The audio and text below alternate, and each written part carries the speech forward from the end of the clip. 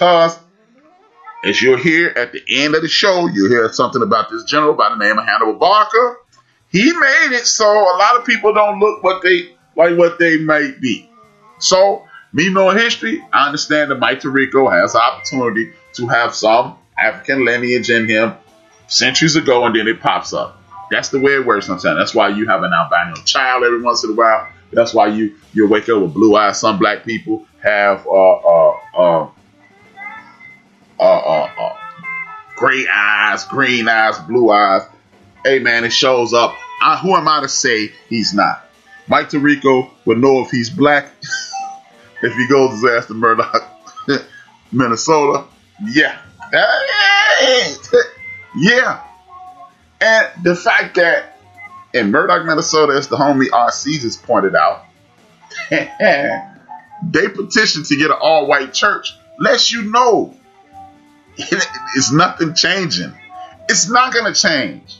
And stop assuming that, again, I'm going to end this segment with stop assuming all white people are like your white friends, family members, co-workers that are real deal. They keep it 100 with you. It's not that case. That's the exception, not the rule. Call me a pessimist. I understand. People, oh man, you tripping rap. Everybody ain't not like, man, it is that way. But, hey, better you take it from my big loud mouth than to get a stick upside your head. I'm just saying, man, we all have people from other cultures in our family. We do. And we all have people from other cultures that are good people who are not who don't judge you in accordance to what your skin looks like or who you pray to or who you lay down with. We all do. But we all know it's more people that don't than do. Because it goes both ways. So if you have a little bit of discrimination in your get down, then you might be in the same pot. It goes both ways. The difference is the discrimination that you experience. You can't stop nobody from getting the crib. You can't stop somebody from getting a job. You can't stop somebody from doing what they want to do. And discrimination going the other way, they can.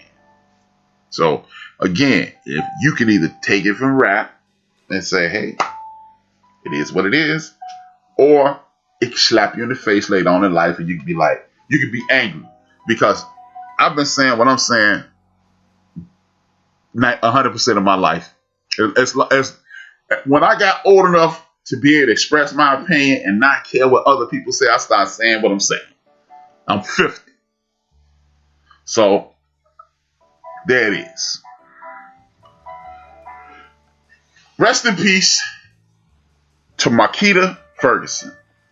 She's 27. She was killed by Shane Pelosi. The reason I'm bringing this up is to reaffirm what I just said. This is a white man who killed a black woman. He shot her dead, was arrested, and bragged that he needed to teach her a lesson. As far as we know, they don't know each other. As far as we know, they don't know each other. But this is what I'm saying, man. Everybody is not our friends. Everybody's not our relatives. Everybody's not our co-workers that are cool from another culture. You have some sick, demented individuals out here who want to cause you harm because the television told them that you were wild and told them you were an animal and told them you were uncontrollable and told them that you were impulsive and dangerous. And he's a perfect example of that. Sisters, stop traveling alone. Sisters, when you get home, if you have a significant other, if you are walking to your house and it's dark outside, why don't you call a family member who's in the house and ask them to watch you get out of your car? Period. It is not a cool situation out here now. It's not. Brothers really need to be walking in groups, but I know brothers ain't gonna really do that. But you need to be walking in groups too. Because we're living in a world in which even if you are armed, are you really prepared to have a shootout in the middle of your neighborhood or in the middle of downtown or wherever somebody attempts to accost you? You can walk around with a gun all day. Do you have the testicular fortitude to, as we say here in Chicago, up that missile and let it whistle. Most people do not. You walk around with a gun all day. And guess what? Even if you have the testicular fortitude to do that, what's saying you not going to get shot first? So a gun is an option, and maybe it shouldn't be your first option. That's all I'm saying. But be careful out here in these streets, man. The reason I want you to be careful out here in these streets is because you got people like Rush Limbaugh, who's 45, 50 seconds after his death. He got one foot on a banana peel, the other foot on a can of oil. He about to slip into darkness any day now. He got stage 4 cancer. They saying it's over for you, Rush. Hey man, they got that war song, Slipping in the Darkness, playing every time he walking into a room. But before he check his wicked, evil, devil ass out, he literally was on his show recently committing treason. Rush Limbaugh has ignited another group of goofballs. I know they doing it in California, and I know they doing it in another, I think it's Louisiana, but I know they doing it in California. They calling themselves New Californians because they want to secede from the Union. The last time I heard secede from the Union was a little more than 157 years ago. It was about 166 years ago. They called it the Civil War. And the last time I checked, if you're trying to start a secession campaign, I'm not a legal expert, but I will be on the phone with somebody who does know. And I should have called them before this. But just remind hundreds of episodes of Matlock and Law and Order, and I got a criminal justice degree myself. That sounds like treason to me. When you're talking about succeeding from the Union, it sounds like treason to me. So if you're committing treason on live air, where's the Department of Justice? Where are the people in Congress? Where's Nancy Pelosi? Where are all these white guys who oppose to racism and discrimination and bigotry? Why ain't they on his ass like Funk on a bomb? He should spend his last days at a federal penitentiary for inciting treason. He should be like when Thomas Jefferson and his vice president had a shootout on the White House, and Thomas Jefferson had to put that thing on. Yeah, for treason, bro. It was actually insurrection, but treason and insurrection is the same thing. You're going against the government. But nobody's saying anything. This is why I keep telling y'all, hey man, these people who are pretending to have your back, they don't. They just don't. We can pretend it's all good and oh yeah, man, yada yada yada, and not everybody. Because you know if somebody listening to this or who's going to listen to this, they're going to say, hey, not everybody. Yeah, everybody. It's a lot of them though. It don't have to be everybody. Because look at it this way. If you go home